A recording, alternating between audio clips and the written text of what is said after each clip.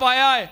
अपनी जिंदगी फोलो जिन्ने बैठे हो, कोई नेकी लभो जिहड़ी फकत अल्लाह की रज़ा वास्ते कीती होवे, ना मफाद वास्ते, ना दिखलावे वास्ते, ना रियाकारी वास्ते, फकत अल्लाह की रज़ा वास्ते कीती होवे। लभो नेकी। तिन्ने बंदे तलाश करन लगे, विचों एक बोलिया, कहन लगा कि मेरे कोल एक मजबूर औरत आई सी, या अल्लाह तेनों पता है पैसिਆਂ ਦਾ मुतालबा करने वास्ते मैं गुनाह की शर्त रखी, मजबूरी की वजह तो तैयार हो गई, लेकिन कह लगी अल्लाह दे बंदिया अल्लाह कोलों डर जा। हाय मेरे अल्लाह, कह लगा या अल्लाह ओ मजबूर सी, बेकस सी, जदों ने तेरा नाम लिया तो मैं तेरी रजा वास्ते उस मजबूर औरत की मदद कर दी, अपना मफाद छड़ दिता। या अल्लाह मैं ओ अमल कीता फकत तेरी रजा वास्ते, अगर तेनों पसंद है तो सानू इस मुश्किल मुसीबत चो निजात दे दे। वेख नेकी दा सिला मिलन लगाई, नेकी दा बदला मिलन लगाई। दूसरा बोलिया, कह लगा या अल्लाह तेनों पता है मैं काम वास्ते एक मुलाजम ते मजदूर रखिया, ओदे नाल मजदूरी तय की, काम मुकम्मल हो गया, मजदूरी देन लगा ते कह लगा मजदूरी थोड़ी है मैं नहीं लेनी, गुस्से नाल छड़ के चला गया। मैं ओदी मजदूरी दे नाल काम शुरू कर लिया। अल्लाह ने बरकत पाई, बकरी खरीदी, बकरी तो बकरियां बन गईयां, बकरियां बेच के उन्हां वास्ते एक गुलाम मुलाजम खरीद लिया। फिर बकरियां ज्यादा हुईयां, गावां बन गईयां, ऊंट बन गए, इज्जड़ बन गए।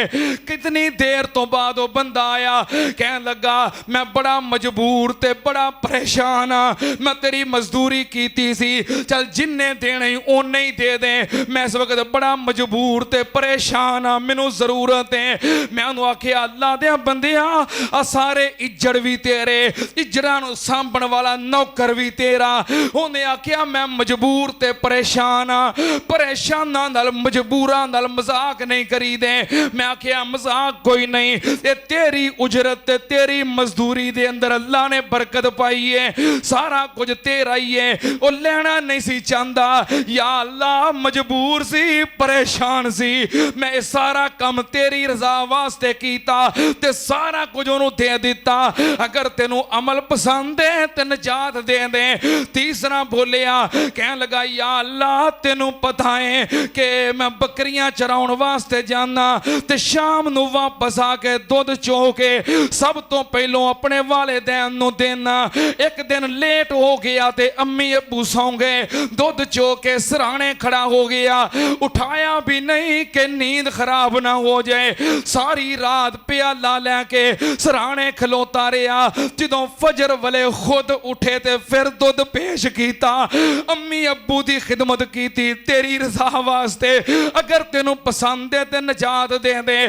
तिन्ना बंदियां ने अपनियां अपनियां नेकियां पेश कीतियां, अल्लाह पाक ने नेकियां दा सिला की अता कीता, पत्थर हटा के तिन्ना नूं निजात दे के सलामत अपने अपने घर पहुंचा दिता।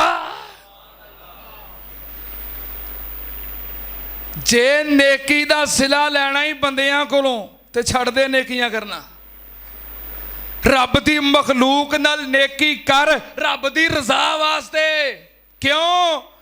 अल्लाह पाक ने फरमाया इन्नहु मन यत्तक़ि व यस्बिर व इन्नल्लाह ला युज़ीउ अजरल मोहसिनीन। अल्लाह पाक ने फरमाया मैं गारंटी देना, जेड़ा बंदा नेकी करता है मैं उन्होंने सिला जरूर अता करना वा, मैं नेकी करने वाले दा अजर जाया नहीं करता।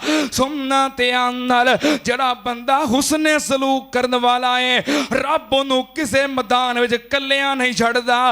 वा इन्नल्लाह लमाअल मोहसिनीन, अल्लाह पाक नेकी करने वाले दे नाले सुनना ध्यान नाल एक और हदीस सुनो। नबी पाक सल्लल्लाहु अलैहि वसल्लम दे ज़माना मुबारक दे अंदर वो कितने खुश नसीब लोग सन जिन्हों नबी पाक दा ज़माना मिलिया, नबी पाक दी खिदमत दे अंदर हाज़र होंदे सन, आप दी ज़ियारत करते सन, अखां नूं सुकून मिलदा सी और सहाबियत दे अजीम मनसब तक पहुंच जाते सन। सहाबी दा रुतबा और शरफ पा लेंदे सन। नबी पाक सल्लल्लाहु अलैहि वसल्लम दा ज़माना मुबारक है ते यमन दे इलाके दे अंदर करन कबीले दा एक बंदा है उवैस। की नाम है? उवैस। करन कबीले दा, यमन दे इलाके दा। उहदे तक नबी पाक दी दावत पैगाम इस्लाम दी दावत पहुंची, कलमा पढ़िया, मुसलमान हो गया। हुण अगला काम की है कि यमन तो तुरे ते मदीने आवे ते नबी पाक दी ज़ियारत करे ते की बन जाए। एडा वड्डा रुतबा, एडा वड्डा मुकाम कि सारी उम्मत मिल के एक सहाबी दी अजमत दा मुकाबला कर सकती। हुण अगला मरहला आया सी, लेकिन उवैस दे घर दे अंदर ओदी मां है, बूढ़ी है, कमज़ोर है, ज़ईफ़ा है। अवैस तो इलावा ओदी मां दी खिदमत करने वाला कोई नहीं, मां नाल उसने सलूक करने वाला कोई नहीं, मां नाल नेकी करने वाला कोई नहीं। उवैस बड़ा परेशान, एक पासे मां नाल हुस्ने सलूक, दूजे पासे नबी पाक दी ज़ियारत।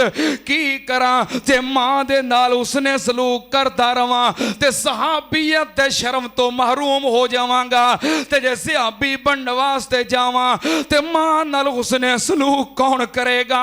खत लिखिया, पैगाम भेजिया नबी पाक सल्लल्लाहु अलैहि वसल्लम दी खिदमत दे अंदर, सोनिया मेरे नाल आ मामला है, मेरी मां बूढ़ी है, ज़ईफ़ा है, मां दी खिदमत करने वाला कोई नहीं ते मैं तुहाडी ज़ियारत करके सहाबी भी बनना चाहना। नबी पाक ने फरमाया उवैस जब तक मां जिंदा है मां नाल उसने सलूक कर, मां दी खिदमत कर, मां नाल नेकी कर। जे जिंदगी दे अंदर नसीबां विच होया ते मेरे नाल मुलाकात हो जाएगी, ज़ियारत हो जाएगी। जे जिंदगी विच ना होया ते उवैस अल्लाह तेरी मेरी मुलाकात जन्नत दे दरवाजे ते करा देगा। पर उसने सलूक वाला काम छड़ के आना, मां नाल उसने सलूक कर।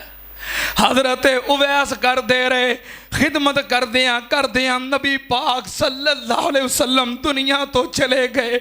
नबी पाक दा ज़माना पा के भी सहाबी ना बन सके। नबी पाक सल्लल्लाहु अलैहि वसल्लम ने फरमाया मेरे सहाबा यमन दे इलाके अंदर करन कबीला है, करन कबीले दा एक बंदा है जिदा नाम उवैस है। फुल बैरी दे उहदे जिस्म ते निशान सन, अल्लाह ने शिफा दे दी है। एक दिरहम दे बराबर ओदे हाथ दे उत्ते फुलबैरी दा निशान होएगा। अगर तुहाडे विचों किसे नूं मिले ओदे कोलों अपने वास्ते दुआ करवाओ। मां नाल नेकी करने वाला, उसने सलूक करने वाला है, अल्लाह दी दुआ नूं रद्द नहीं करदा। सैयदना उमर फारूक रज़ी अल्लाह तआला अन्हु दा दौर आया, यमन दे इलाके चों लोग हज करने वास्ते आए। हजरत उमर फारूक रज़ी अल्लाह तआला ने पूछया कितों आए हो? यमन चों आए हो? कोई करन कबीले दे बंदे भी ने? जी हाँ करन कबीले दे बंदे। फरमाया तुहाडे विचों उवैस किदा नाम है? कहन लगे उवैस ते साडे नाल नहीं, ओ ते साडा मुलाजम है ते गुलाम है, माल दी राखी असीं ओनू पीछे छड्ड आए हां। हजरत उमर कहन लगे उवैस नूं बुलाओ। उवैस नूं बुलाया गया, हाथ दे उत्ते दिरहम बराबर पुलबैरी दा निशान, निशानी पूरी हो गई। नाम अवैस करन कबीले दा यमन चों आया है। अपनी मां दी खिदमत ते उसने सलूक दी वजह तो नबी पाक दी ज़ियारत तो महरूम रहा है। सुनना ते आमनर अवैस करनी नू सैयदना उमर ने बिठाया है और ओ उमर लौकाना बाद बादी नबीयन लकाना उमर, ओ उमर जरा जमीन ते बोलदा है, आसमान तो कुरान आ जाता है। ओ जलील और कदर सहाबी अमीर अल मोमिनीन उवैस के सामने दुजानू होके बह गया। कह लगे उवैस मैं नबी पाक को सुनिया है, जे अवैस मिले ते दुआ करवा लियो। उवैस उमर तेरे के दरखास्त करता है, उमर दे हक में दुआ कर दे।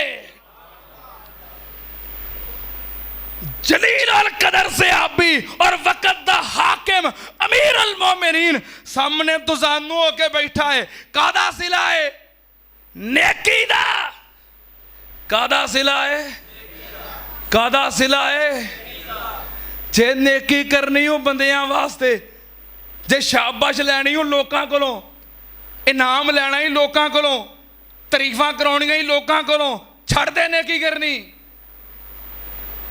अल्लाह दी मखलूक नाल नेकी कर। वालदैन होन, भैणा भरा होन, रिश्तेदार होन, बरादरी होए, अपने होन, बेगाने होन, जे नेकी करनी हो अल्लाह दी रजा वास्ते फिर नेकी कर। अल्लाह नेकी जाया करदा। इन्नहु मन यत्तक़ि व यस्बिर फ इन्नल्लाह ला युज़ीउ अजरल मुहसिनीन।